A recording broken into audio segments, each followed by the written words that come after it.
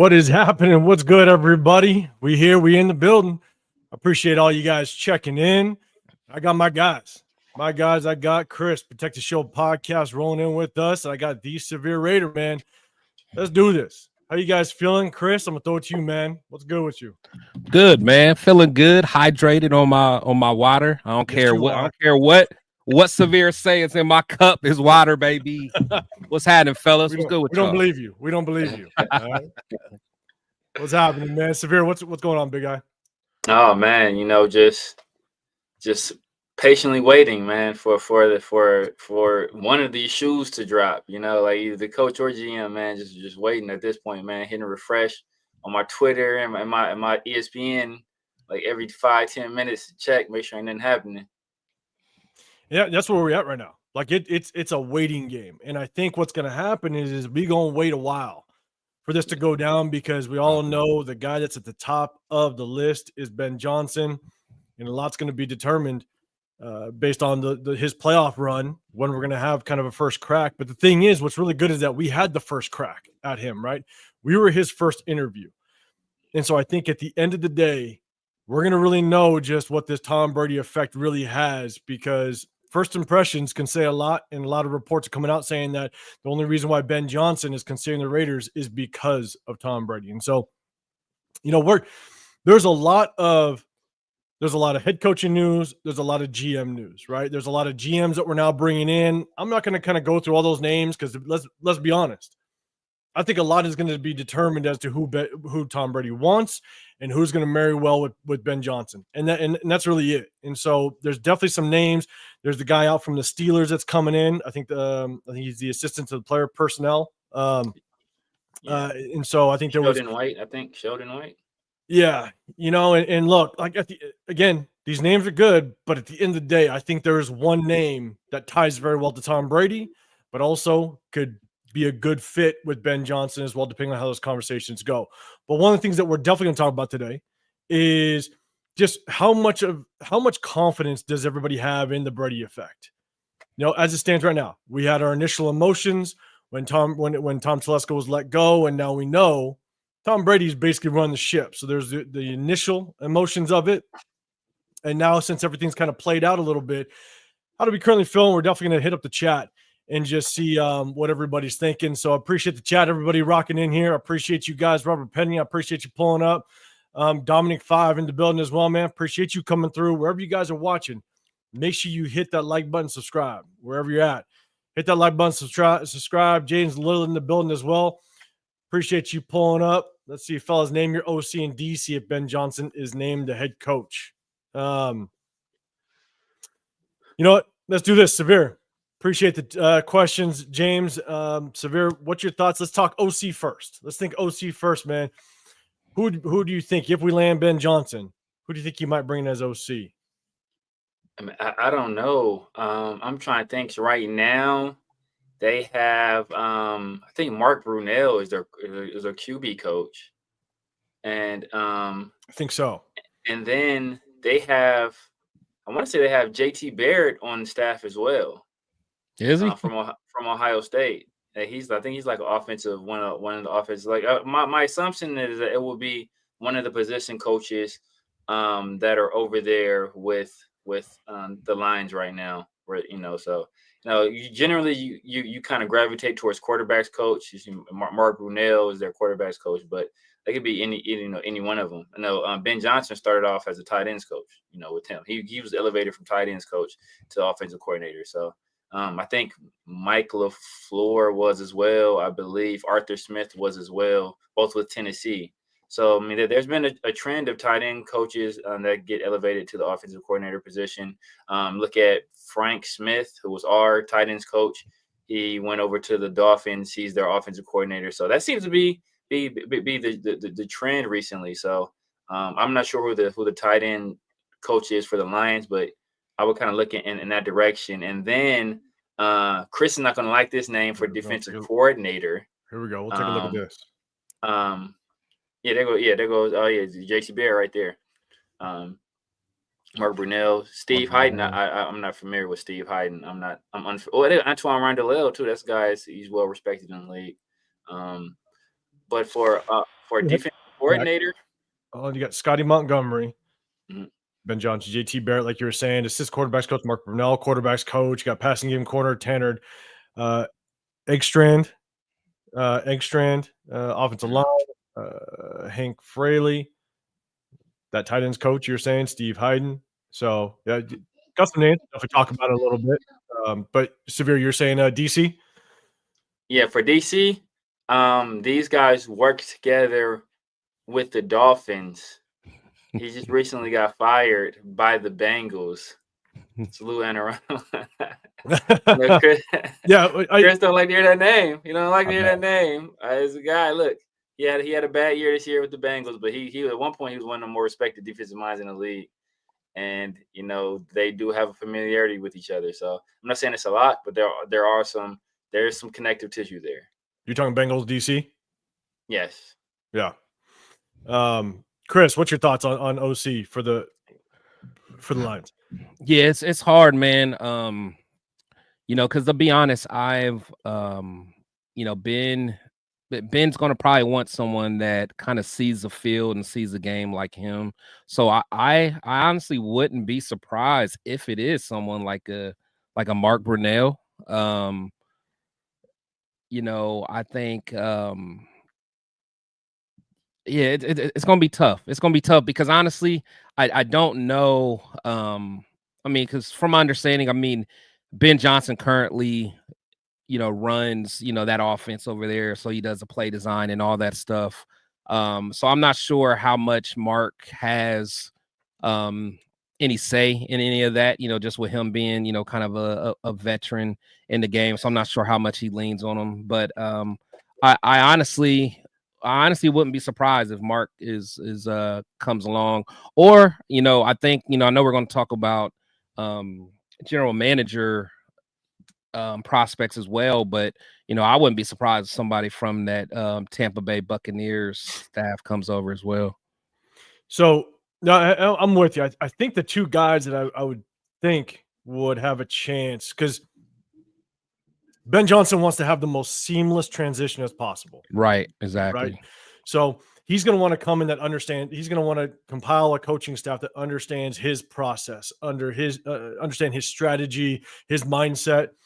I could see Mark Brunell kind of being one of those, this Tanner Eggstrand guy. I think his passing game coordinator, I think that would be, you look at just how Ben Johnson's offense operates, right? There's a lot of moving parts to it. He does a very good job of getting guys, the amount of times that he can get JMO the ball, whether it be through a reverse and an end around, taking him deep, just all the different nuances in his offense. You look at, I think, what was it, a couple of weeks ago where they ran that hook and ladder, basically?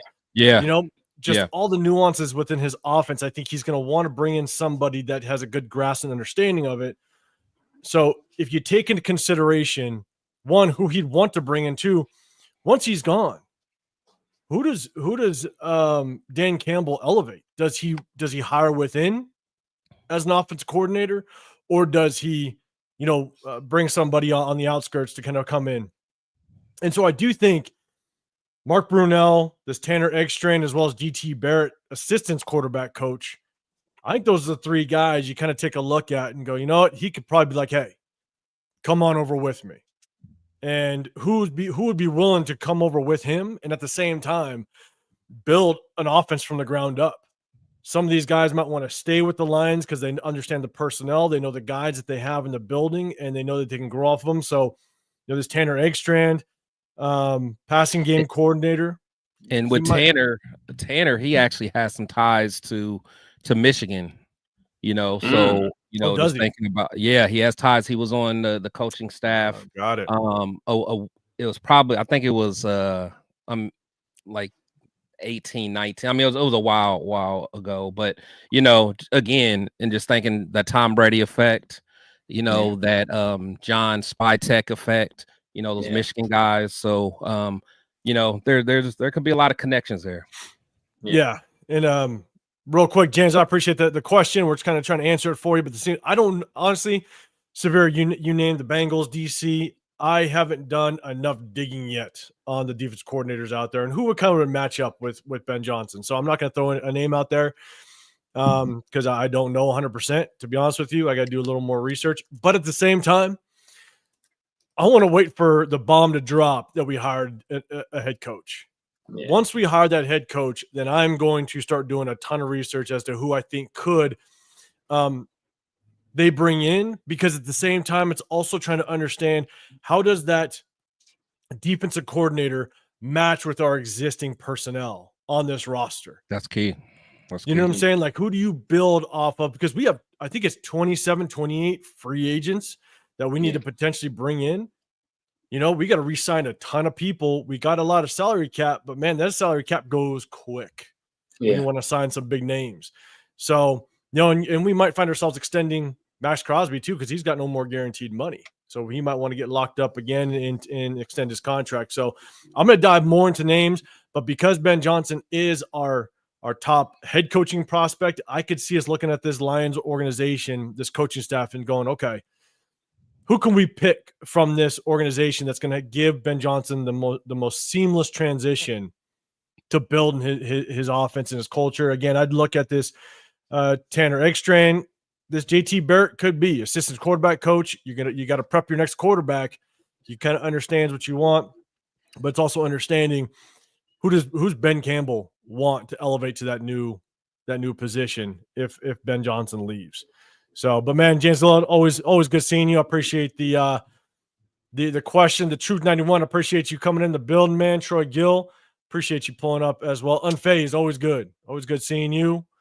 Fear Raider, appreciate you pulling up. Sat Town, Raider Mike, cheers, brother. Appreciate you coming up. And then you got Eric Raider Hater, man, always good in the building. Good seeing you. Let's see who else is in here. Lord Rachitas in the building. What's happening? Appreciate you pulling up. Harvey Greens. I'm just gonna call you Harvey, man. I ain't checking that last name. I'm gonna call you Harvey, man. You Harvey in our book. Let's go. A little bit of jiu-jitsu in the building, verbal in the building. Appreciate you. Let's go. Bears fans will be on suicide watch if we get Ben Johnson. You know what? I dropped a video, and I think there's a good chance that they could land McCarthy. I'm not gonna lie. I dropped a video on it. They might be good with McCarthy, but I do think that they're going to shoot their shot at Ben Johnson without question. John Fallon, appreciate you pulling up, man. Yeah. Let's see. Isn't that what's his name's first destination too? Pete Carroll. Isn't that kind of where his interviewed? Yeah. Which, you know, like if Pete Carroll, and it wouldn't be that bad of a spot, right? Pete Carroll can kind of turn that thing around in a short stint and be like, hey, put that on my on my belt, that I was able to kind of help this thing, move in the right direction. That would work out. Let's pull us back up to the big screen. The Burpee Reaper, man. What's up? What's happening? Appreciate you pulling up. Huey P, always good, man. Got Mark in the building as well. Let the epic begin in the house as well. Appreciate you pulling up. SoCal Sal, man. You always showing love, man. Appreciate you. Let's go. Shad Owen as well. Yeah, man, we hitting it a little early today, man, but it's good, man. It's good seeing what you pulling up with you guys. So appreciate everyone in the building. Again, make sure you hit that like button, subscribe. Got Chris Protect the Show podcast. To my left, I got the Severe Raider. I'm Real Talk Raider Nation, 805 Raider, man. We're just trying to hit you guys a little bit of update. We're going to talk about some topics, but I appreciate all you guys pulling up. First topic, we going to hit you guys with is the confidence level. So now that everything's been kind of ironed out, right? We now know, and real quick, Freddie Chavez, man, I appreciate you pulling up as well. Ready. Let's see, let me pull this back up. So confidence level of the Tom Brady effect. I'm going to ask this to the chat, man. So guys, make sure you guys rate it 1 to 10. 1 being Tom Brady's trash, and I hate it. 10 being Tom Brady is going to make the moves to get us to the promised land to a Super Bowl. So rate it 1 to 10. Let me know in the chat. But obviously, everybody had their initial opinions on Tom Brady, right? We still thought Mark Davis was going to have a lot of input.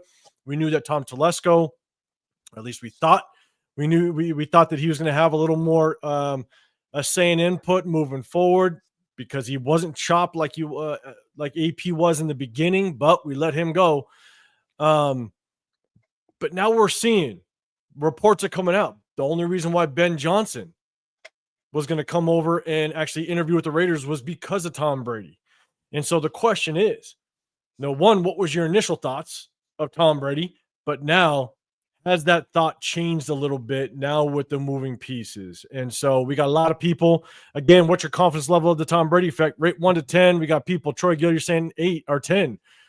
10. Oh, man, you think he's going to take us to the promised land. I feel you. All right. Let's go epic. Let the epic begin. You got 8. Let's see. Dominic 5. You got 9. Huey P 7. Verbal, you got 7. Let's see. Omar Jackson, appreciate you pulling up. You got 10. Chad Owen, I'm guessing you're giving Mark Davis a 3. I feel you. All right. That's what I think what you're doing. But yeah, guys, let us know. Rate it 1 to 10. What's your thoughts? Chris, I'm gonna throw it to you, man. I know you want to kind of jump on this topic. Yeah. I think let it roll. Yeah, I think before I was at like a 5, because again, Tom Brady's the GOAT, very, can sling the ball, with the best of them. But to me, that didn't necessarily correlate with being able to make the best front office moves and make the best, decisions from that standpoint. However, as I'm listening more to kind of what's going on, someone in the comments said, which is very true, without Tom Brady, we're probably not even getting Ben Johnson to sit down with us. And then I thought about it even more. It's like, okay, why would someone like Tom Brady, or why would Ben Johnson want to, interview with us? Yeah, it's cool that Tom Brady's in the building, but that has nothing to really do with the team that I'm going to be coaching, with the personnel and all that. But then you think like, man, if I am an offensive minded coach, how next level could it be if I get to collab with Tom Brady every day and cook up some stuff, from an offensive standpoint? Because I think Tom is going to be there to help. I don't think he's just going to be a true owner just sitting in I think he's going to want to help and cook up with whoever our coach is. And you think those two guys strategizing at a table, looking at film together, that actually is pretty amazing when you think about the opportunity that could be for Ben. So I didn't think all that before. More or less I was just like, man, Tom's never done this before. I think we're giving him too much credit. So I will say I'm at it like a 7 now. So I went from like a 5 to 7, because still he has to show, I want to see him complete the task, get Ben Johnson signed. If he does that, then I'll already be impressed. Yeah, I'm with you. I'll say one thing, and then I'll Severe, I'll throw it to you. You got John Fallon at an 8, Sattown, Rager Mike, you're at a 9, Raider Mac, you're at a 6, Freddie Chavez, you're at an 8. Raider Mac, I'll say one thing, no hype until whoever's in the building. I'm with you. You know what I'm saying? Yeah. But what's interesting, and Lord Rachitas, you had a 7.5. I like that little over-under play. I like that. And Chris knows a lot about that. Parlay King over there. King. But my thing is that, look, here's my thing, is a lot has to do with the fact that, Tom Brady, if it wasn't for Tom Brady, then yeah, maybe we don't get that interview, and so you got to give him the credit. And based on what I think a lot of the nation is saying, Chris, what you said is, man, this might be the first time that we can trust the process a little bit. True. Back in the day, man, we could never trust the process. Everybody wanted to say trust the process, but man, the people that were leading the ship, you just couldn't trust it. And the thing is this giving us just a little hope that we now can potentially trust the process, which is very interesting. But Severe, man, what's your confidence level? We got a lot of people giving us 7s, 8s, man, people throwing 10s. What's your confidence level at this point in the way it's been playing out? Yeah, man, I'm still like a 7. But the thing is, like, you're that high. I know, because people, I think people, when we first brought on Tom Brady, I was one of the first people that supported the hire, or not the hire, but supported bringing him into the organization under specific parameters. if Tom Brady is in those specific parameters, I'm good with that. Like Tom Brady should serve two functions: a recruiter and a closer. And it's looking like he's in that role. As long as he's in that role, I'm good with it. But I don't want Tom Brady out here. Oh, I'm studying college coordinators, and there's this quarterbacks coach at Northwestern, and I think like that's not his role. He's never done that before. But as a guy that's a recruiter and a closer, yo, I'm good with that. And I said it before. This is the role that Magic Johnson served. As soon as we slipped up with Cliff Kingsbury, Magic Johnson probably ain't never heard of Cliff Kingsbury. He probably could have picked Cliff Kingsbury out of a lineup. He ain't never seen this man before. All he knows is that, yo, this is the dude we want as our offensive coordinator. Magic, get on FaceTime. He probably didn't know Cliff Kingsbury. Anybody could have picked up Cliff Kingsbury phone. Josh McDaniels could have picked up his phone. He'd be like, hey, Cliff, I need you over here with the commanders, man. Like, he wouldn't have known. But all Magic Johnson does is close the deal. That's what he's been doing. He sat at the hip of Jerry Buss, rather, and Jerry West. You know, for that matter, probably the greatest sports owner of all time, and probably the greatest executive of all time. He learned that he was in those with both of those guys, learning under them. Like he knew in his mind what he wanted to do. So. And as long as he's in that role, I'm good with that. But I don't want him out here like trying to figure out, oh, let me go out there. Hey, yo, what? We give you a list of candidates. You get these guys in the door and you close the show. That's what I want Tom Brady doing. As long as Tom Brady's doing that, I'm good with it. Yeah, okay. So I am with you. And here's my thing is, I'm not getting my hopes up, right? Yeah. Us Raider fans, we got PTSD for a reason. True. You know what I'm saying? And so the hope is that, yes, he comes in and he can make a difference. He can change the culture. But here's the thing. That initial, it's like that, it's like the relationship that's early, right? It's the honeymoon phase. You know what I'm saying? Everybody, because this is Tom Brady's first stint in being part of ownership and being involved in an organization. And because we all know he is the GOAT. He is the greatest to play the quarterback position. I'm sorry. He is, no matter what fan you are. He is. And the thing is that we don't know how that truly transitions. Right. We got the first crack at Ben Johnson. We don't get another crack at him until I think either he loses in the playoffs, or I think there's a window. If he does make it to the Super Bowl, there's a window between that last playoff game and the Super Bowl that you can bring him in to interview him again.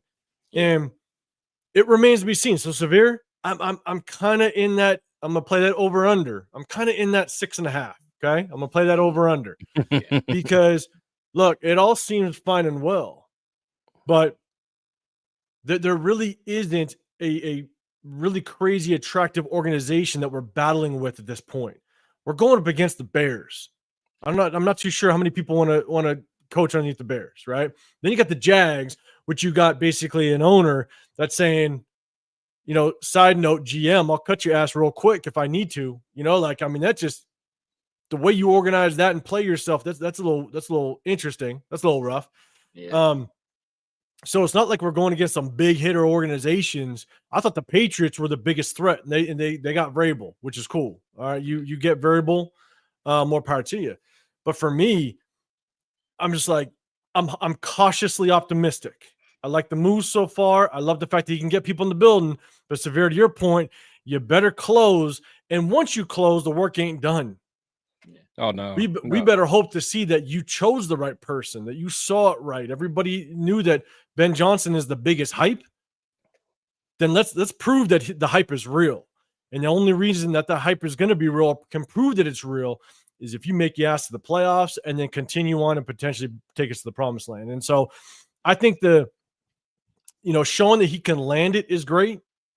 But, man, he's got more work to do once we do land it to show that you also made the right choice, because there's a lot of talk, a lot of people talking about Pete Carroll and changing the culture.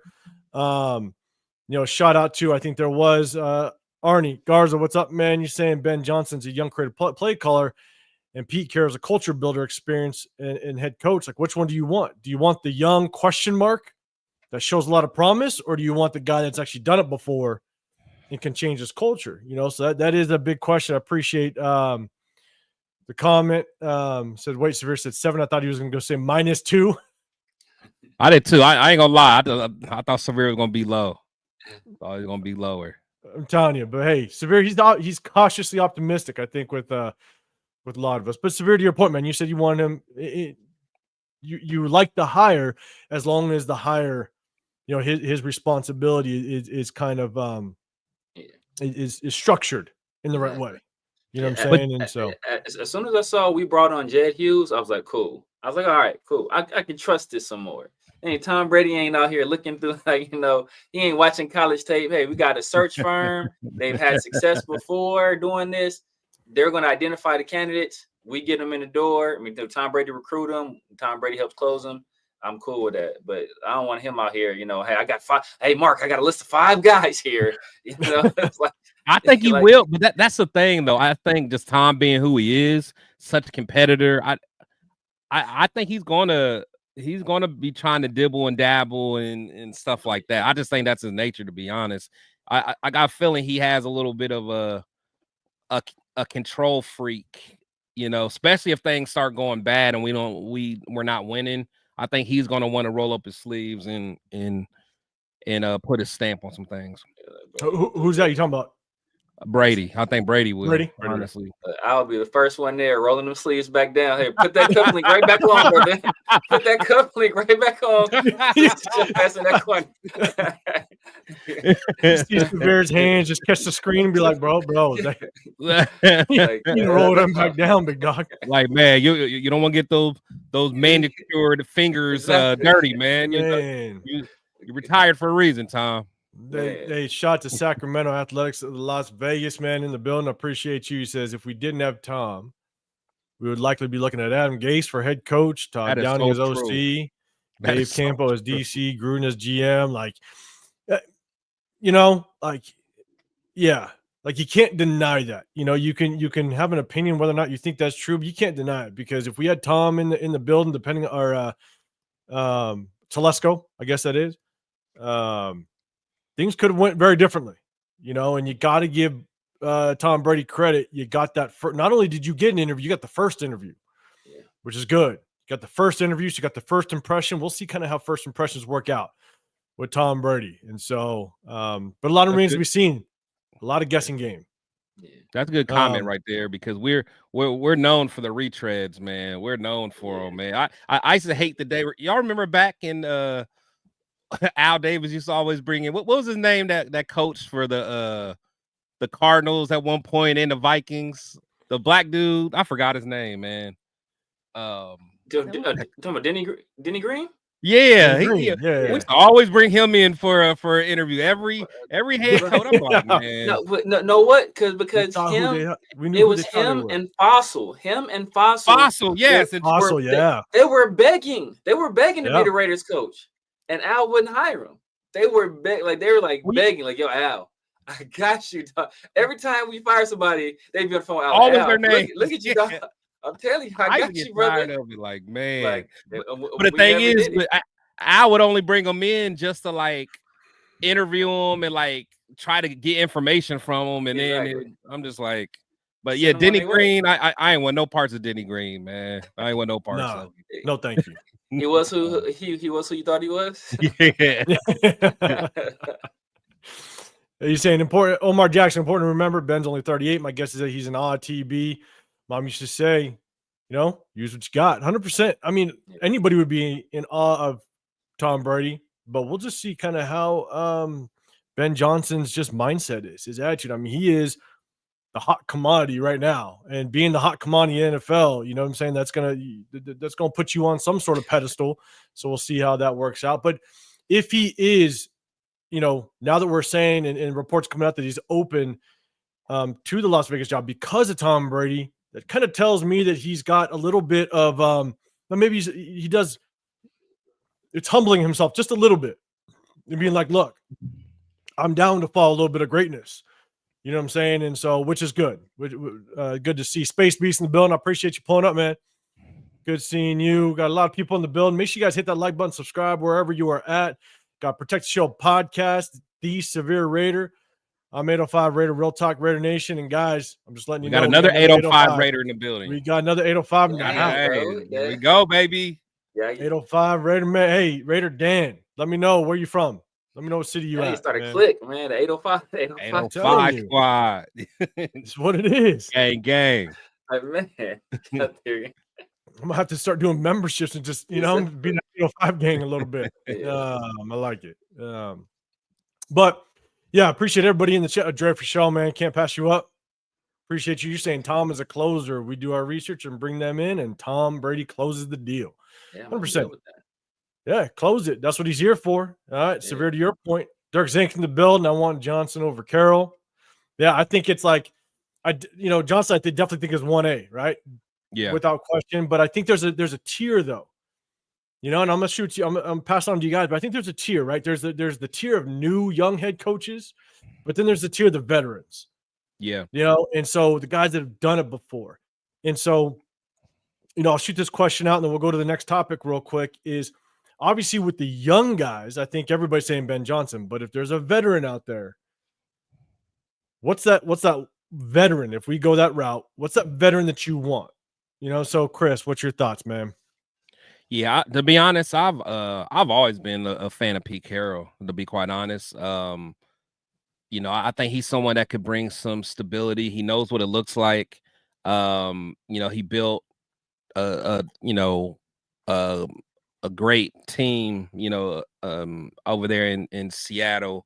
But he also is a guy who let his coaches coach. He didn't never trying to overstep, and he was a motivator, players coach. You really can't find anyone to say anything bad about the guy for the most part. So definitely him. I would say out of some of the other guys, I'll tell you who I don't want. I don't want the defensive coordinator from the Broncos who Vance Joseph.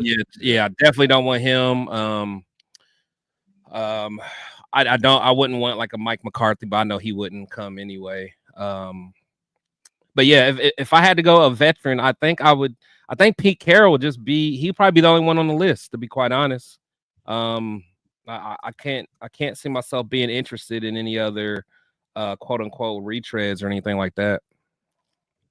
Yeah, Severe, man. You're a veteran. Who you got? I mean, if it's realistic, my realistic veteran, I am going with. I'm intrigued with Brian Flores. I'm intrigued with Brian Flores. I'm not mad at that. He's not a super veteran, but I'm kind of intrigued. I know he had some issues before in Miami, kind of being a disciplinarian, but from what the players, what they say about him with Minnesota, like they absolutely love the guy. And then he spent some time under Mike Tomlin, and I think that helped him a little bit. And then my other one is Mike Tomlin. If we can make that, I know I doubt if it happens. I think Mike Tomlin squashed the rumors himself. I think he posted on Twitter. It's like, so stop reaching out to me. So I doubt if it happens.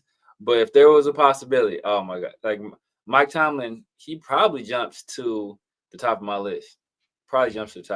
Man. And Mike Tomlin is still relatively young. Mike Tomlin, think about, for as long as he's been around, he's only 52 years old. That means Mike Tomlin can coach for 20 more years and still be younger than Pete Carroll. Right? And still be younger than Pete Carroll. 20. It's 2 decades, bro. Just so you know, I'm gonna begin. Yeah, old I'll be in 20 years, and he'll still be younger than Pete Carroll. Man, the next thing I'm getting, guys, I'm gonna go next level. I'm gonna be getting one of them soundboards. So we're gonna have some sound effects added to this very shortly. I got to with all of the Severe's takes. 805 Raider Dan Oxnard. All right, man. I'll say real quick. I know I coached at Cameron High School under Jack Willard, so I know he's not the head coach anymore. Nate Anderson, which is the varsity head coach, he's a young kid. I actually coached him as a young kid and all the way up through high school. And so I know that very well. But yeah, I coached at Cameron High School, so I know where you at. And SoCal Sal, man, you're to 805 SoCal. Let me know where you at. Where you from? John Fallon, appreciate you in the building. And so let's go. Let's say what's up to Black and Silver Blitz. What's happening, man? Appreciate you coming through. Mutation X2, you're saying, did you guys hear the latest from Ian Rappaport? What is the latest, man? It's been news has been dropping left and right. Yeah. But I appreciate the super chat, Big Dog. Member, I'm gonna get some sound effects here pretty soon, man. A lot of people, you guys always hit some super chats, and I gotta make sure that we make One it thing right I around saw here. is so it looks like I guess we're interviewing the assistant GM from the Chargers for the GM position. Again? Are we? Yeah. Chad Alexander. He was requested to interview. So I don't know. I'm thinking just more intel. You know, to me, I feel like the Vance Joseph interview as well as the Spagnuolo interview, even though that's a good point. That's a good point. I like Spagnuolo as much as a lot of people feel like he's more of a DC than a head coach, which I feel you on that. I'm not going to argue that, but I think that Spagnuolo, you just look at his history. Yes, a tough stint as a head coach, but that was 11 years ago or something like that. A lot of knowledge. He has a lot of knowledge. You got to beat somebody. And if somebody knows Andy Reid better than anybody else in this league, it's Spagnuolo. And so, you know, I'm just saying again, why not consider him if you miss on Ben Johnson, if you miss on a couple, you know, I'm still a Todd Monken guy. I wouldn't mind kind of giving Todd Monken an interview and just kind of see what he's got to say. Because again, I do like the offensive mindset. But if you got to move veteran and Pete Carroll isn't available, stuff like that, Tomlin stays over with the Steelers. Man, bringing someone that has at least the most intel on Andy Reid, because we got to beat him. You know what I'm saying? And so the Mutation X2, man, I appreciate the super chat. But I appreciate everybody else pulling up in the building as well, man. Big 183. Good seeing you. Always good seeing you pull up. Let's go Raider Mag. You're saying you used to go to the Raiders training camp. All right, man. Are you let me know if you're from Oxnard or that area. But let's do this. All right. So we just talked about rank it 1 to 10, just our confidence level with Tom Brady. Severe, you're gonna like this one. All right. Reports have come out that Tom Telesco did not call to trade up with the Commanders to potentially snag Jaden Daniels.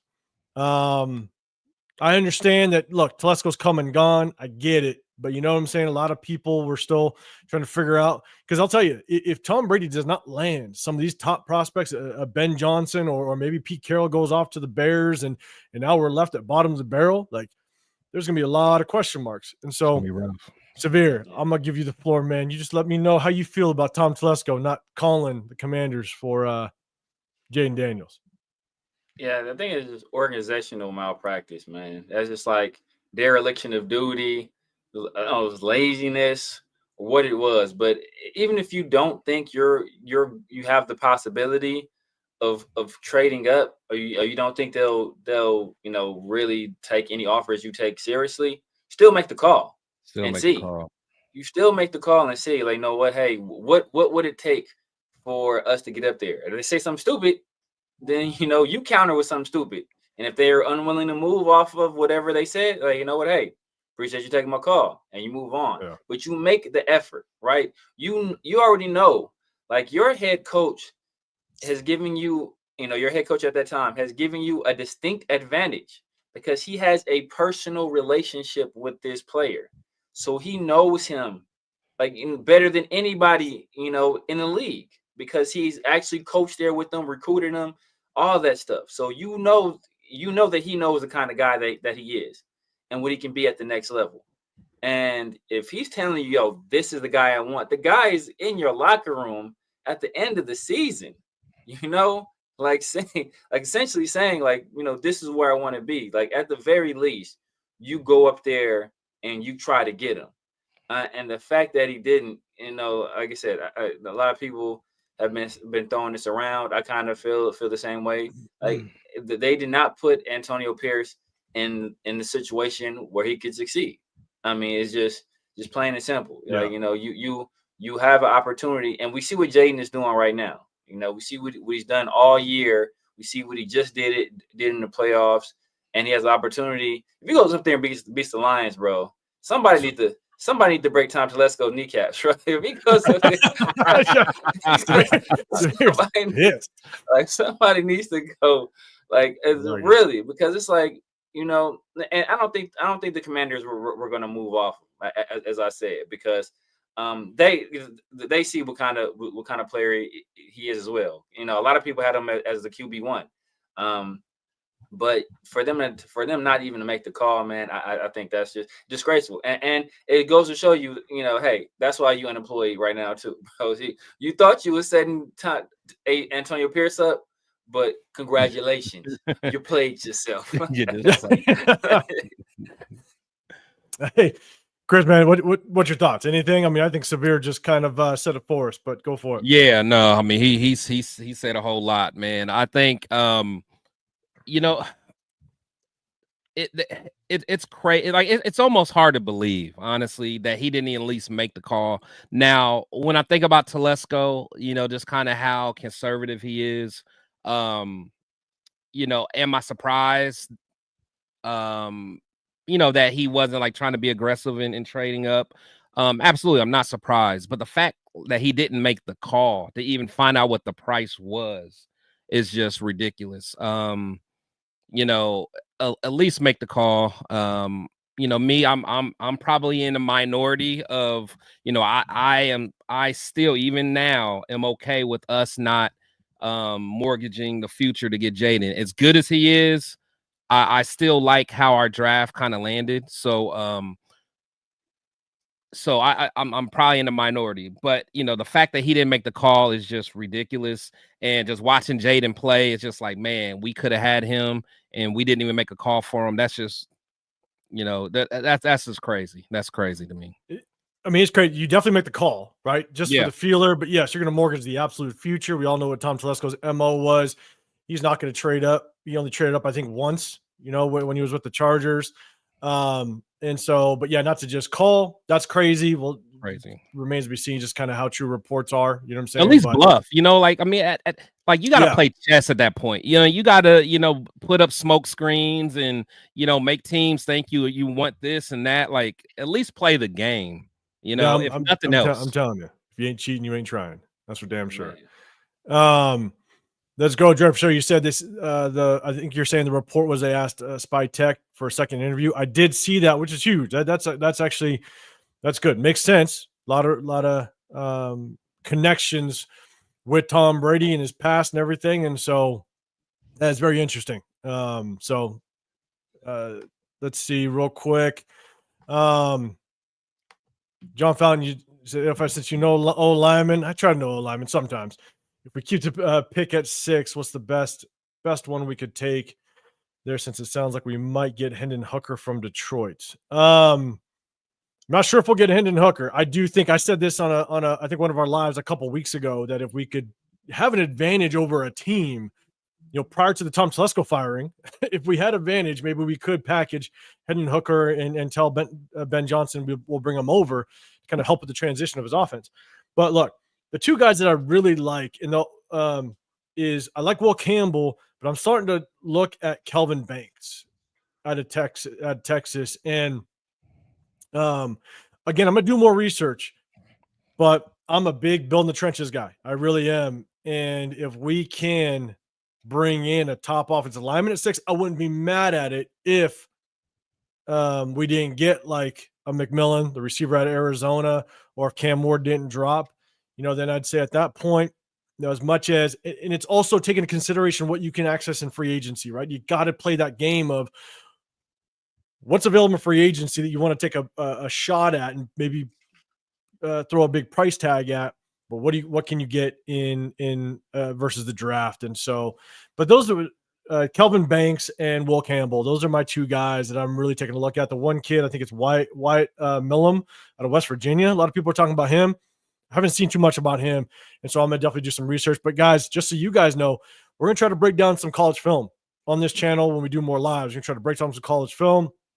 I think what would be really cool is taking some segments and just honing in on one position, the running back position, compare what's available in college coming out of the draft, whether it be early rounds or late rounds, and what's compared to what we can get through free agency. We'll definitely do those comparisons and kind of break it down and break down film like we do throughout the season. So it'll be fun, man. I appreciate you guys pulling up for sure. So, and so with yeah, Hendon Hooker, how do you guys feel? You know, if Ben says, "Hey, you know, I I've seen him. You know, he's, you know, I've been able to coach him a little bit. I want to bring him over here, give him a shot to compete." And then we, you know, do Will Campbell or someone, or, you know, kind of focus on the trenches in early in the draft. How would you guys feel about that? I haven't seen enough of Hendon, you know, of course, in the NFL level, you know, saw him a little bit in preseason. Can't say I was super impressed, but do you think that you would I guess trust Ben Johnson because he had a chance to see him behind the scenes? What's your thoughts there? Severe, I'll let you go for it. Yeah, man. At that point, you got to trust Ben Johnson, right? He's been there with the guy 2 years now. That they obviously they took a chance on him for a reason, and that was before they signed Jared Goff to an extension. So no, it was a possibility that if they don't come to terms with Jared Goff, or if Jared Goff, you know, his production falls off a cliff, that they're grooming Hendon Hooker to be the guy. So obviously they saw something in him. He's a guy that was on a Heisman Trophy pace before he had that devastating knee injury. He's a little bit on the older side. I think he's about the same age as Aiden. I think got drafted like a little bit older, because all those COVID quarterbacks are a little bit older. So you know, he should already have some level of maturity. And if Ben Johnson is willing to sign off on him, I'm good with that, especially considering that he'll already have, you know, intimate knowledge of that system, and he'll be able to hit the ground running. So that, you know, we will still need a veteran, of course, to kind of to help along. But he's a guy that he should know the system. He'll be able to teach it as well. Yeah. My only thoughts with Hendon Hooker is, and Severe, it might repeat a little bit what you just said, is you bring him in just to help the quarterback room. You know, he's been in that system now for 2 years. He understands Ben Johnson. He understands what the quarterback wants to do. One of the biggest things that you can have is a reliable backup quarterback that can come in, that knows your system, and they can go ahead and run it in an emergency type of situation, right? Maybe you're up 24-10 and you just need to get out of the third or fourth quarter. You just need a guy that can sustain a lead or kind of help you out, win a game or two when a quarterback goes down.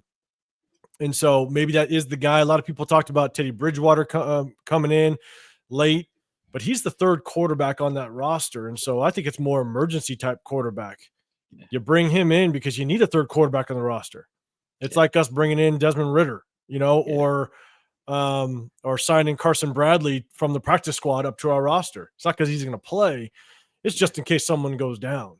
So I don't know. With Hooker, though, I mean, do we just look at him as like a veteran, or do you look at him as someone with potential that can actually lead a team, or are you already kind of putting him in that glorified backup type of role? I put him in the backup role as it stands right now. I still think if you bring Hendon Hooker over, you get your quarterback through the draft. Gotcha. You know, like if something falls, if Cam Ward falls, I'd take Cam Ward at 6. For sure. You know what I'm saying? If Cam Ward doesn't fall, I think I still think that you get someone like a McMillan. You maybe get an offensive lineman. A lot of people are high on the Michigan cornerback, which I wouldn't be mad at. We all know Jack Jones.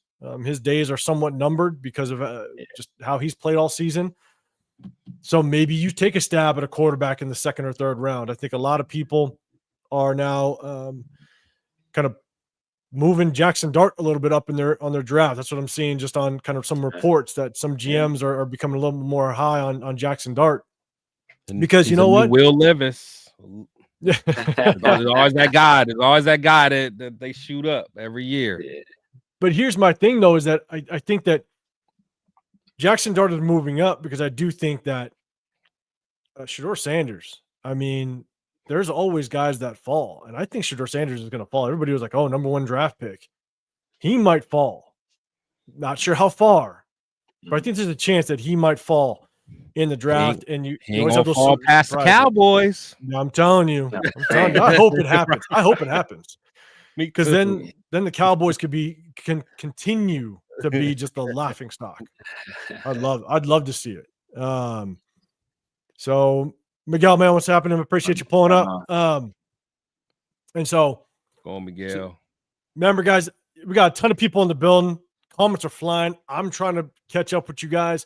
Make sure you guys hit that hashtag Raiders and then your comment. I'm gonna try to bring it up. It'll catch my eye if you're answering one of the questions. And so, but I appreciate everybody in the building. One thing, and we're gonna kind of not gonna take too long on this one, but real quick, just want to ask everybody in the chat. We got games this weekend. Do you want the Lions to win or lose this weekend? What are you guys rooting for? Do you want the Lions to win or lose this weekend? Because obviously, once he loses, then he can find himself potentially coming in for that second interview, and we'll kind of see how it moves. But Severe, I'm gonna hand to you first. Yeah, man. I like my original Super Bowl pick. What I wanted to see was the Ravens and the Lions. I want take care of your business, JD5. Show Chris we should have traded up. Show Chris we should have traded up. I want him to look directly at the screen after he throws a game-winning touchdown. Like I told you, I told you. But yeah, man, I just think that I just think that what Jaden is doing is special.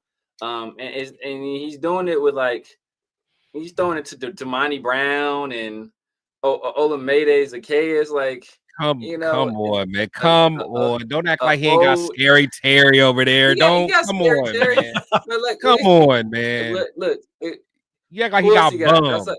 he got Zach Ertz is like 80 years old. Like Zach Ertz, he's like That stiff arm Scary by Zach Terry. Ertz was crazy. Look, this last game, he led them in pass and he was their leading rusher. He's doing it all by himself.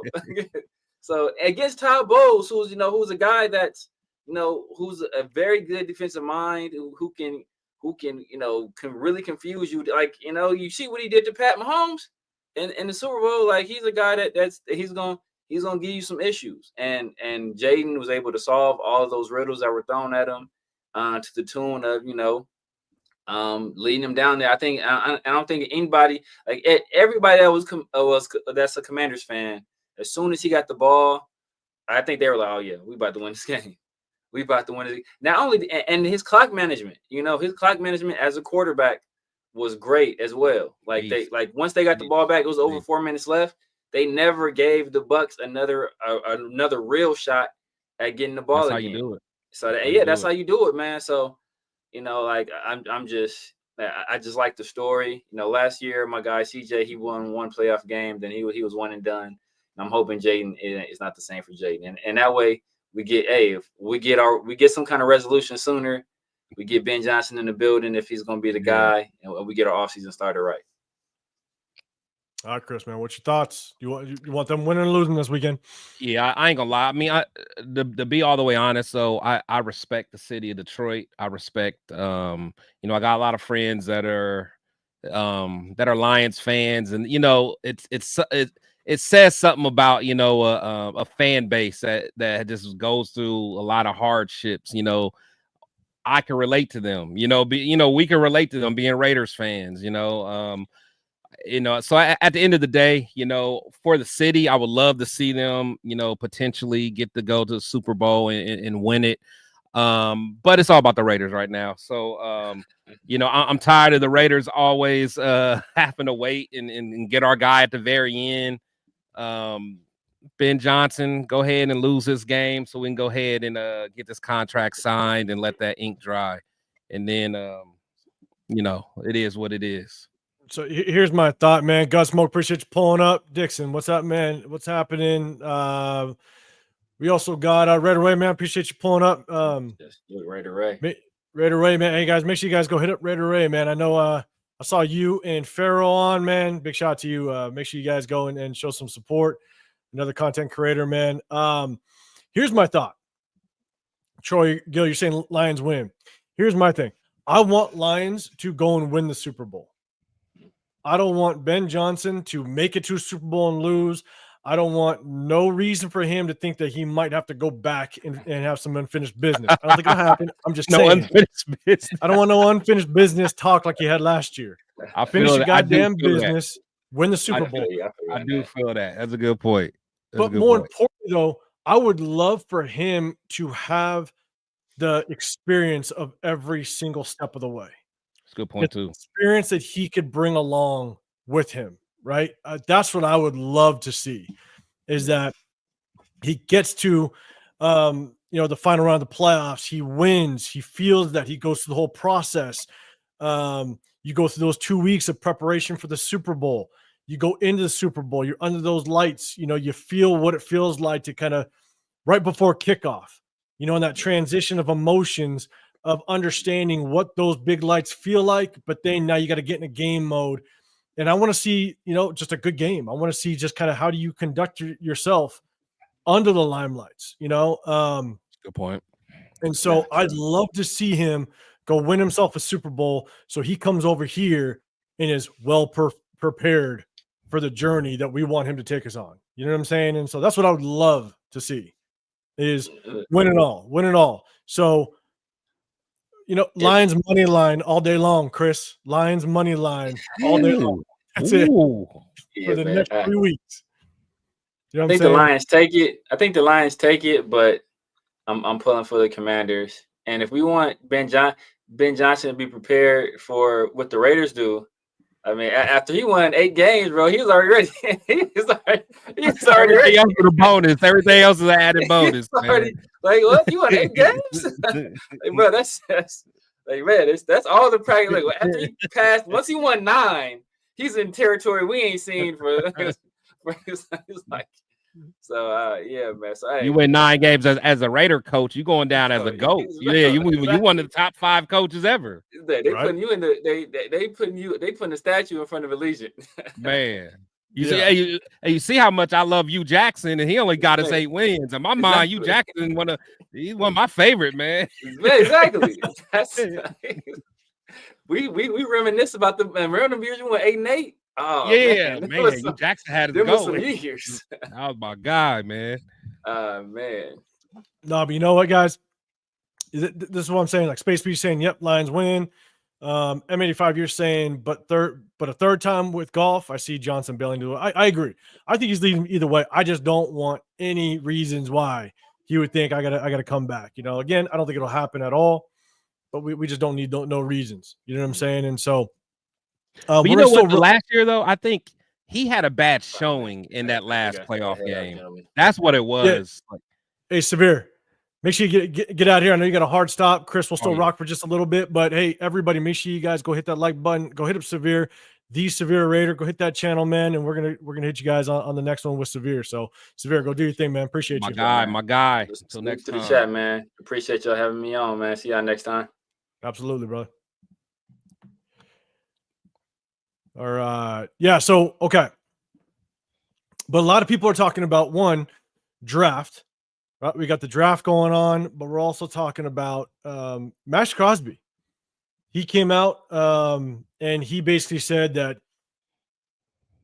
he likes Najee Harris as a potential running back. We got to revamp this running back room. You know what I'm saying? We got to revamp this running back room. There was a comment in the comment section. Again, I appreciate everybody. I think Alec M. been hearing Najee becoming a Raiders. I don't know if he's going to become a Raider, but I do. Max Crosby did come out and say, man, he likes his game. Yeah. Chris, what's your thoughts on Najee Harris, man? Crazy thing, I've always liked Najee. Ever since when he came out of high school, I remember Michigan was it was actually between us and Alabama. I really thought he was going to pick Michigan. But he didn't. But I really liked him coming out of high school. Enjoy watching his career in Alabama and just even watch him in the pros. I think he's a good back sometimes. Sometimes he can be a little indecisive when he runs. But I'm a fan of him. I think in the right situation, he'll be okay. You know, he's a California kid. Seems to be great in the locker room, good personality, works hard. So I would you know, I'll take him in a heartbeat, honestly. You know, he's a guy that I feel that at least defenses have to um you know, they have to at least account for, you know, whereas, Yeah. you know, like Zamir, you know, it's not like someone like Najee. If you don't really stop him, he could take a game over. Um, but you know, if we get some ballers around him, you know, safeties and linebackers have to worry about, you know, Brock Bowers, and if we get someone that could truly take off the top, you know, like what we want Trey Tucker to do, you know, it could open up, you know, some lanes for someone like Najee. Yeah, and I'll one thing I'll add is the only problem that I have with Najee Harris is his vision is very suspect.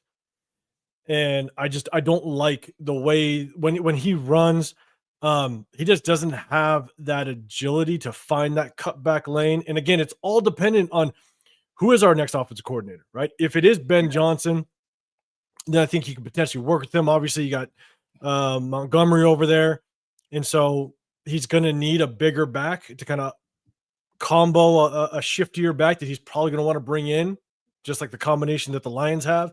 But the thing about Najee, man, that when I watch him, and I haven't watched a ton of them, but when I do watch him, I just struggle with his vision. I don't think he makes the right cuts at times. A lot of times he'll run in the back of his lineman. It's just tough. I don't like his vision. But we're gonna need a 1-2 punch.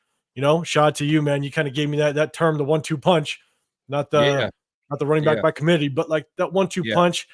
He could, but man, that one kid that I've been looking at is the kid from North Carolina, the running back from North Carolina. yeah, yeah, I think it's that yep, Omarion. I want to look more at him, but this kid looks pretty explosive. Again, a little bit question on his vision and his ability to make the right cut in open space. But I do like him. Definitely going to look more at him. Raider Pete, you're saying 805.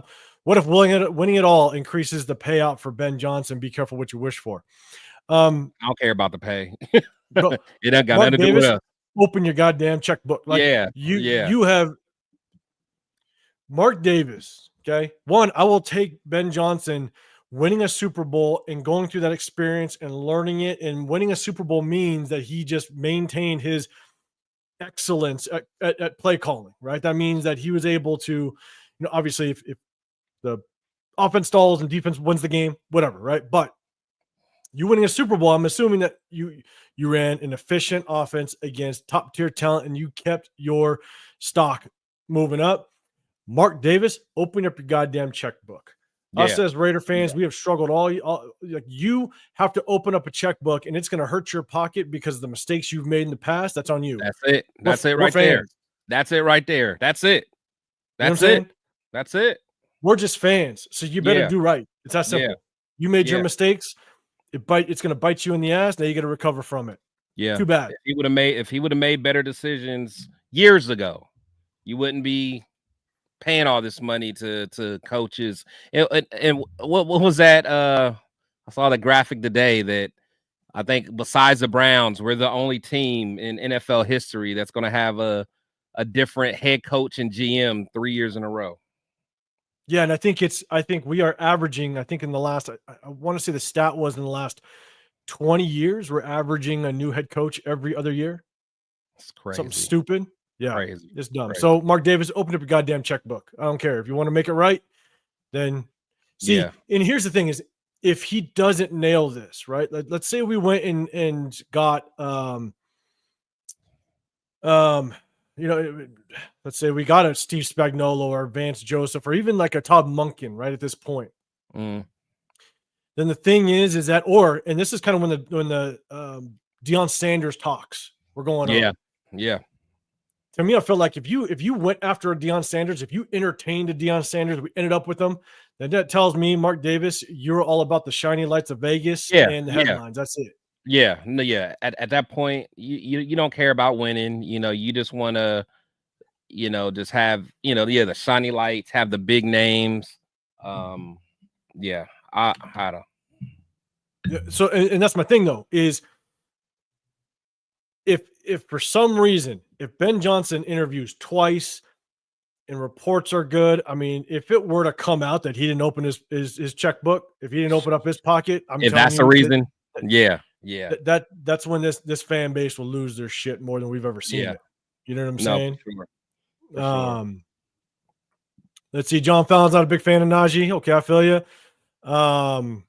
See, but Genty, there's no circumstance I would want Genty, and he's a beast. I think he's a monster, but we can't get a running back. That I mean, you get a running back not that early, not early. 6. I can't Yeah, do it at 6. yeah. We have way too many other needs, and a running back is one of those positions that really, they're dependent on a lot of other people. You know, you're dependent on that offensive line, like Genty. You know, he's not going to have that impact if he doesn't have that line. Yeah, and again, it all depends. If Ben Johnson is our guy, he might want that 1-2 punch of a bigger running back plus a flashier, Jahmyr Gibbs type of running back that has that agility, and so that's when the draft is going to get fun. Free agency is going to get fun when we nail down the coaches and who we actually have in this building. That's when it's going to get fun. Yeah, because then we can kind of put the pieces together. Yeah, absolutely. That Raider fan, what's happening, man? Amorion Hampton. Yep. I'm gonna do a little more research on that kid. Nice. Free agency Cam Akers. We'll see. I'm not a big fan of Cam Akers. I think he's definitely a guy that's just so injury prone at this point that I wouldn't be able to pull the trigger. A lot is just dependent on what his price tag would be, but not a big fan of him.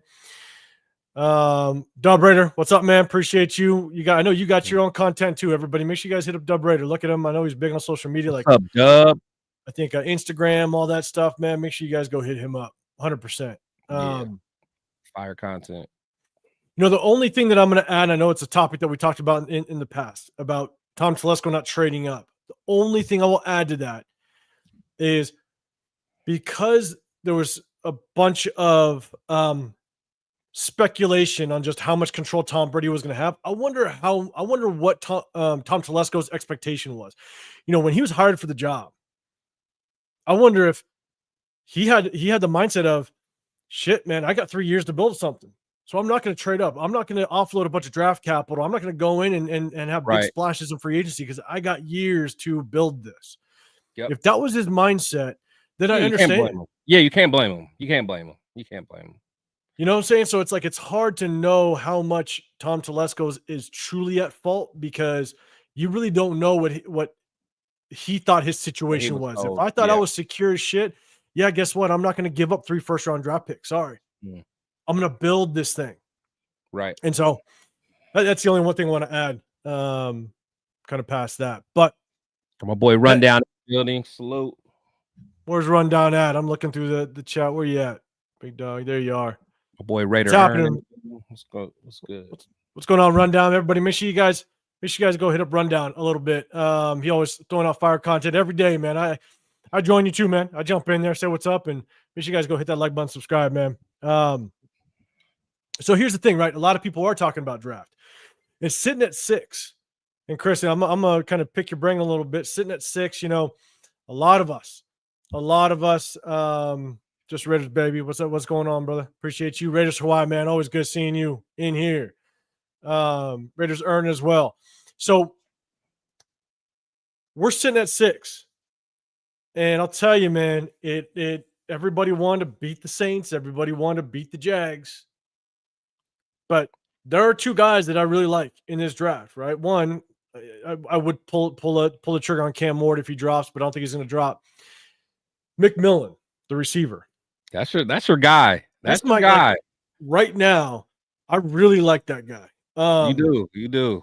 I think sitting at 6, I don't know if he gets past the Patriots. I think the Patriots can snag him to give Drake May a lot of weapons. Drake May, yeah. And I think the Jags can snag him. And that just puts us right out of range. And then you talk about the corner from Michigan. That's who I want. are we just out of range from him? Could someone snag him before us? Who, Will Johnson? Yeah, the corner. Could, yeah, possibly.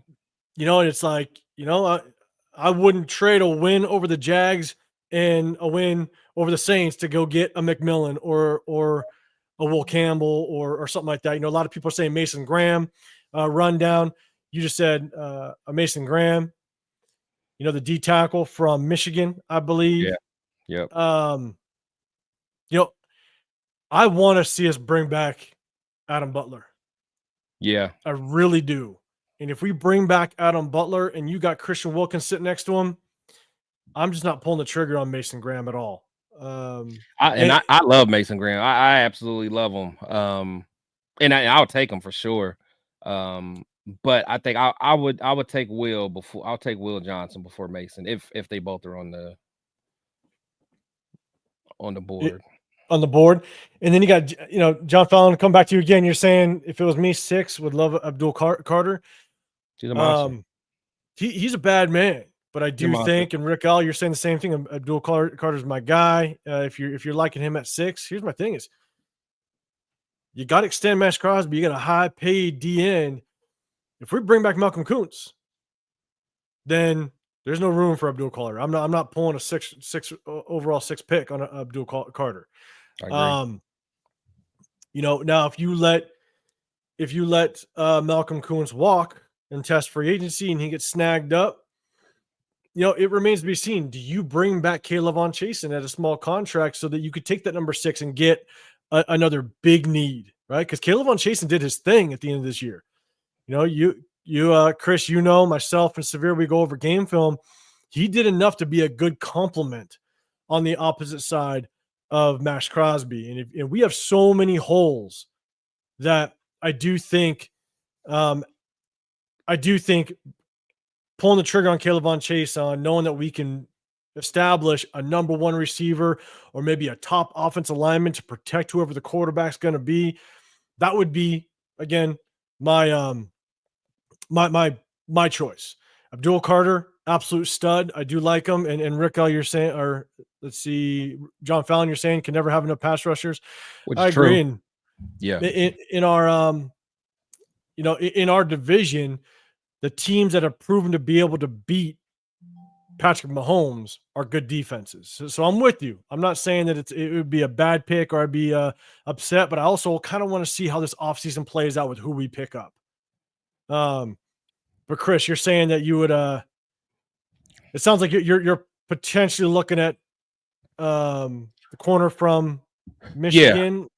Yeah, because my thing is I think a lot of us forget how dominant. Well, I can't say forget because it never came to fruition, but like how this defensive line was going to look.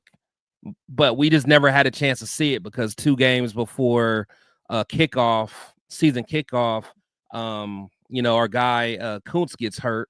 So we never had a chance to see it. People act like Christian Wilkins didn't play that well. I think he played well and he really was starting to come into his own before he got hurt.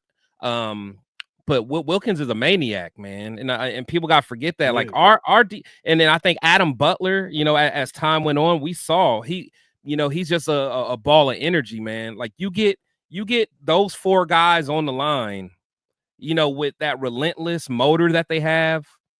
Imagine that, and then you pair, the way that JB was playing on the corner, and then you get a Will Johnson who is probably going to be better than JB. Yeah. That makes this whole thing different now. So now you got phenomenal pass rushing, and now you got 2 sticky corners. That's the type of stuff that gives Mahomes issues. Like that's the kind of stuff that gives Justin Herbert issues. That's the kind of stuff that's going to, make Bo Nix have problems. That's how we got to start looking at it. Yeah, I'm with you. And Phage, and you're right. The new coach will bring in this type of players. Absolutely. And that's why I was saying, we just got to kind of wait how this coaching staff plays out to see really what we think they're going to target. But, and Chris, I'm with you, right? Like I've played defense my entire life. And so I'm a big defensive guy. Yeah. And it really just remains to be seen. Okay, if we do pick up an Abdul Carter, or we pick up a Mason Graham, or we pick up God, I don't know why I keep blanking on the kid's name, corner from Michigan. Oh, Will Johnson. Will Johnson. Yeah. We stack up this defense, right? Then it's just going, okay, we still need a number one receiver. So is there someone that's in the later rounds that we can stag that could be a true number one? You're right. Or then you look at free agency, right? The big name in free agency is like a T. Higgins. Are you willing It's to gonna be basically hard to get him. I think it's gonna be hard. Yeah, then it's just offsetting that and going, okay, do we want to pay T. Higgins that massive price tag to come in and be that true number one, if that is the path forward, right? Or do you pick up a top tier receiver at number 6, like a McMillan, but then go look at free agency and address that number one, or not number one? I think Jacorian Bennett might be our number one. Then you address the second corner. Yeah. So this is where it's going to get very interesting in the offseason, and I can't wait to kind of break it down with everybody in the chat and you and Severe. It's like, we're going to break this whole thing down, because if you take a shot early in the draft, it's trying to look at free agency. How do you offset it and still build this roster with the amount of missing pieces that we have? No, I agree. I think so I guess my mindset is, and I love what Rick L said kind of towards the bottom of the chat. Talking about the Rams. The Rams hit a home run with Brandon Fisk and Jared Verse. I mean, Brandon Fisk was my guy early. And the thing is, that is going to absolutely, I mean, like, that young defense is going to be like, honestly, the Rams are going to be tough, man. They're going to be tough. Like, just in a few drafts, they literally turn their franchise around. Like, they had their little 1 or 2 years after winning the Super Bowl. They had to recover. They're already back just by a couple of drafts. But what I was saying is, I think if we can build this defense to be, as good as what we think it could be, then I think Ben Johnson, being who he is, kind of the whiz kid, I think he can get the most out of someone like a Jacoby Myers. He can take Brock's game to the next level. Yeah, we may not have a top true number one as of yet, but maybe he can get another guy, and it could be, we can get him at different angles and levels. So I guess I'm just going to put my faith into Ben Johnson to be able to put a spark into that offense. And and like I said, the guy that you like, that receiver, I don't know, man. We're gonna have to watch tape on him, man. I like him, but I don't see what you see. So I want to sit down and get to that point, because I do like him, but to me, he's just like I don't know, man. I don't, because you think like a Mike Evans, right? A more athletic Mike Evans. Yeah. See, me, I see like a Plaxico Burress. I mean, no, we're going to break down some film. We're going to check it out. 100%. Yeah. But Billy Davis, man, I appreciate you coming in the building, man. Always good. I read a rundown you're saying, but if we take Will, I won't be mad at all. Or even McMillan, I'm going to just feel bad for the homie at first. He needs a quarterback. And so, right. MC Raider in the building. What's up? I 100% agree, because here's the thing is, like, you only take McMillan if you do know that you have a clear plan for a quarterback, and you take McMillan and you have a clear plan. And so I would only take it if, with Ben Johnson, because obviously Ben Johnson, we're going to have to just trust that he's going to dial in this offense the way that he wants to. Right. And he's going to have a quarterback or a plan for it. Him and Tom Brady ain't sitting down and they're like, oh, well, what's your plan for the nose guard? No, they're talking quarterback. Right. Because we all know it's the biggest need. And so if Ben Johnson does become the head coach, probably 75% of their talks is who's going to be the next quarterback. We find him today, we groom him, he's ready either tomorrow or he's ready next season. There's going to be a clear-cut plan between those two. And so you only take McMillan if Ben Johnson is there, to be honest, and it's just having the trust that he's going to find that quarterback, whether it is a late round Jackson Dart, or if there's somebody else that's on his radar that he knows he can build and groom into a good quarterback. I think what would be crazy, to be honest, is if and it's almost, you have to trust the process, right? And if we get Ben Johnson, I'm gonna tell you right now, you could document it. I will trust the process. We have to. But my thing is that what if they rocked with Aiden O'Connell next year? I wonder just how much this Raider fan base, because I know I don't know if she's still in here, but I think it's Shirley that usually comes into our lives. She's I think she's about Aiden O'Connell. Man, I'd wonder what the feelings would be if we rocked with Aiden O'Connell and Ben Johnson, because he ain't too far. Like, just his quarterback play ain't too far off of Jared Goff. It ain't too far off. And a lot of people aren't completely high on this quarterback class as a whole. And so I'd just be curious what the nation's but the thing is, if would be. And then it's like, if we do rock with AOC, and if that's the plan, then what's more important in round one, to get a lineman or to get a receiver? Because lineman. I mean, yeah, that's what I'm saying. Lineman. So it's almost like if you got to get a lineman, I think. Lineman. I would beef up this O-line as much as possible, so Aiden O'Connell can be that statue back there. Exactly, and that's the only way it would work. And that's the only way it work. And the reason why I love building the trenches, because you kill two birds with one stone. You've heard me say it, right? You protect the quarterback, your most prized possession, but then you have an offensive line that can open up running lanes, and running backs get hurt, and so you can basically plug somebody in there that can find some success. Red Dad, you're saying bring in, I'm guessing you're saying Tyreek Hill. Man, I struggle with that. I don't want him. Not the drama, nothing like that. He wouldn't be happy. He wouldn't be happy with us. So don't even. I'd struggle with it. Yeah, he'd get pissed when Brock Bowers is getting too many catches. Yeah, I don't. Let's see. Yeah, MC Raider, pulling up, man. Everybody, shout out to MC Raider. Go hit him up. I know he's all over social media as well, Instagram, all that stuff, man. Go hit him up for sure. But man, MC Raider has a funny video of when, because he was at the draft with us in Detroit, and he has a lot of good documentation of when we drafted Brock Bowers and how mad Turf was. Turf was so mad. Turf was so mad. He wanted to leave Detroit that night and go back home to Texas. That's how pissed he was. He was so pissed. It was and Raider G, I'm telling you, it's gonna start. I feel you. It's gonna start. This is one BJ. God damn it. You two's gonna kick us off with all this stuff. Space Beast, man. T-Mac is an alien. I'm telling you, like, we'll definitely take a look at him. I don't know why. I don't know why I don't see it, man. I don't know why. Chris, we're gonna break down film, and I'm gonna show it to you. That's what's gonna happen. I mean, I'm gonna bring it to the light. I'm gonna bring it to the light, man. Yeah, help me. Hey, I'm telling you. Yeah, rundown. We talked to Hendon Hooker. Might grab him. I don't even know if I'd give a third, to be honest. I would maybe give a fourth, and I don't know if they would accept it at all. But I would. That's just me. I don't know if I'd give a third for Hendon Hooker. But if it's to get Ben Johnson in the building, I'll send a third. I don't have their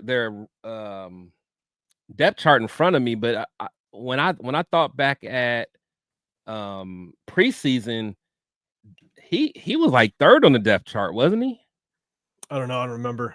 Yeah, like I almost remember someone else coming in before him, just when I was watching preseason. But again, I don't know. I don't even know. I forgot who it was, but who knows? Yeah, I'd pull the trigger on Jackson Dart in round 2. I would.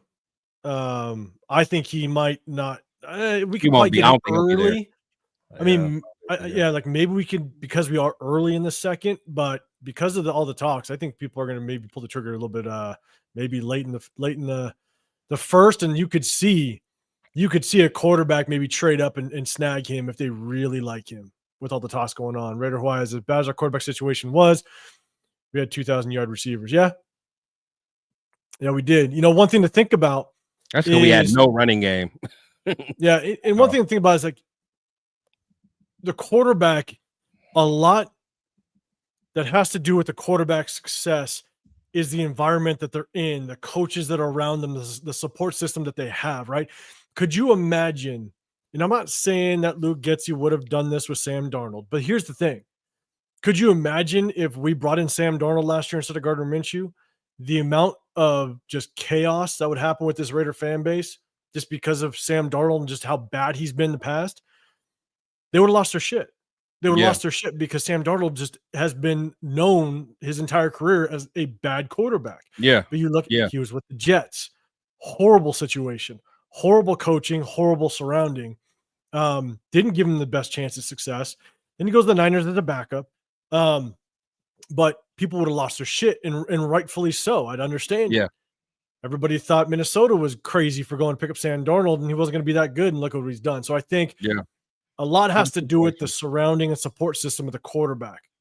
So, and I say that because, you know, if for some reason Ben Johnson likes Aiden O'Connell, then roll with it.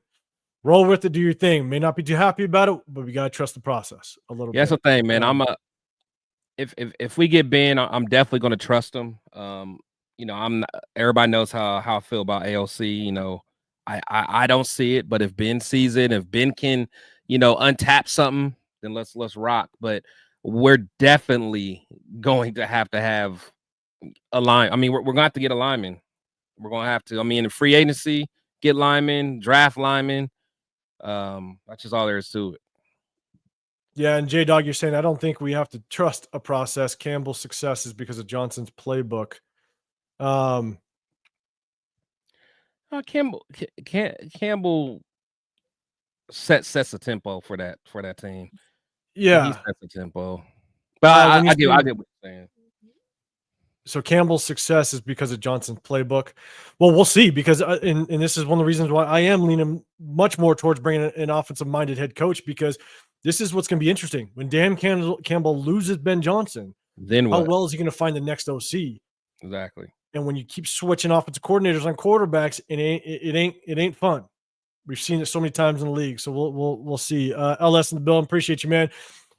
If Johnson liked AOC, he would have considered us for an interview, wouldn't have needed Brady to twist his arm. I don't know about that. I think, to be honest with you, man, I think that it's more about the distrust of Mark Davis and how this organization has been ran for a while, to be dead honest with you. You could like a quarterback, but man, I'll tell you right now, it'd be different if you're going with a well-known, successful quarterback. Like if you're going with a Trevor Lawrence, if you think Trevor Lawrence is that good to get you to the promised land, you could maybe overlook a little bit of an organization. Aiden O'Connell just isn't that impressive of a quarterback. Right. And so I think if you liked Aiden O'Connell a little bit, he's not good enough to come over and risk your only your first shot as a head coach under Mark Davis's organization. I think that's more of a deterrent of coming to the Raiders is Mark Davis.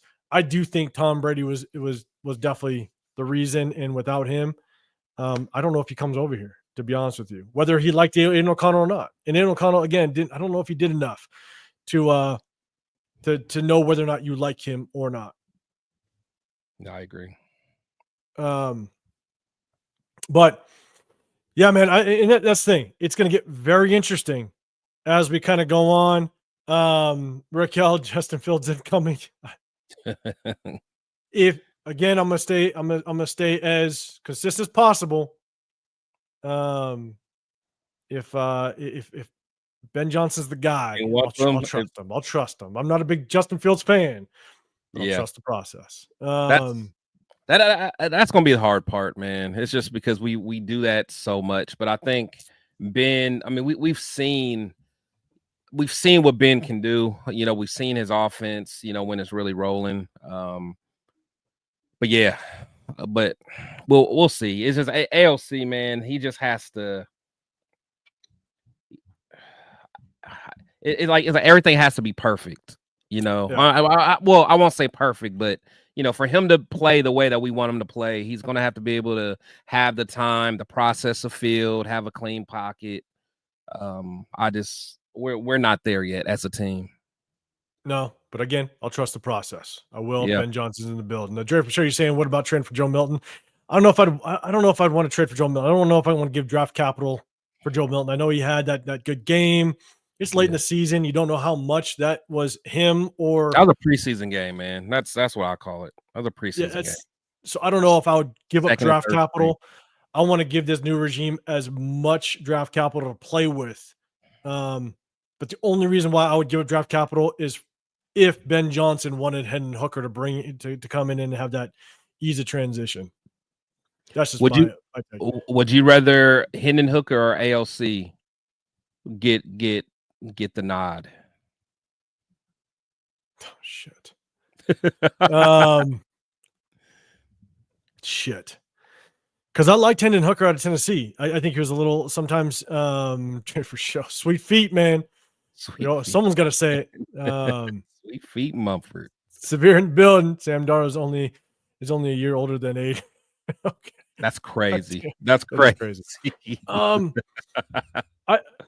like Severe always coming with the age comments. I like it. I mean, I honestly don't know, because here's my thing. I like Hendon Hooker out of Tennessee. I think Hendon Hooker, there was some flaws in his game a little bit. He threw into a lot of double coverage a lot. I know his touchdown to interception ratio was really good. I think he had 30 plus touchdowns to 4 interceptions. Yeah, ridiculous before he got hurt. And so, but I also do not like that Tennessee offense. If you go back and look at that Tennessee offense, the guy that runs it over there, it's nothing but screen passes. I mean, I started counting at one point how many screen passes he was running. That's why I wasn't high on Milton, because I wasn't sure how well he was going to do in the league with the transition. I mean, I counted in the first quarter, I counted 7 screenplays, wide receiver screens. I'm like, I don't know how prepared they're going to be for that transition. But I don't know if I would give up draft capital for Joe Milton. If we do it, I'd be Hendon Hooker if we got definitely not Milton. No way. Yeah, J Red Nation, bring back Khalil Mack. He wouldn't come back. He would. I'd break out my jersey again, but you still got it? I still got it. And he's the only jersey I've ever purchased that he was the reason why I stopped buying current players. Jerseys. Yeah. Stop. Yeah. I now will only rock the jersey and buy it if you retire. And you're done. I can't. I'm with you. Done with it. I'm with you, man. I'm with you. Noah Calderon saying Hooker had a good last year in college. He did, but again, go back and watch that offense. It was 70-80%. 70-80% screen passes. Screens, and So I just don't know how that translates or if it can. That's the problem I have with Shedeur Sanders. Yeah, Shedeur Sanders, a lot of his success was off of screen passes, and he had the athletes around him to kind of make it work. And so that's why I'm kind of struggling. But man, hey, I appreciate everything you're building. Man, Chris, if you got anything else, we've been rocking for an hour and a half. We're definitely going to jump on here a lot more, keep talking. But we got a bunch of people. We got some new people coming through. What's happening? P-Ring 1700. Appreciate you. Same here. Jack Jersey, the last one I ever bought. Man, I stopped. I couldn't do it no more. That hurt a lot of people right there. That hurt a lot of people. I was so pissed when he walked out that building, but it is what it is. But I just don't buy jerseys. I won't even buy a Max jersey, nothing, until they retire and they out the building and we see how it all plays out. So, but yeah, SoCal, man, I'm with you. But yeah, man, Chris, any last words before we hop out of here? No, man, I'm ready to see what happens, man. I think either you or Severe were saying that, it's just time to see what Tom Brady can do. I know we kind of started the entire show kind of talking about, the Tom Brady effect. I will say, I feel like it is real. I feel like there is something to it. Because I went from a 5 to a 7, I'm starting to believe. I'm starting to drink that, I'm starting to drink that Tom Brady Kool-Aid. That sounds wild, but actually, never mind. Go ahead, man. Check me out on Protect the Chill podcast. J Dog, man, we're gonna stop this session just because of this I'm comment. gonna buy a McDaniel's jersey. Damn it. You gonna end it like that?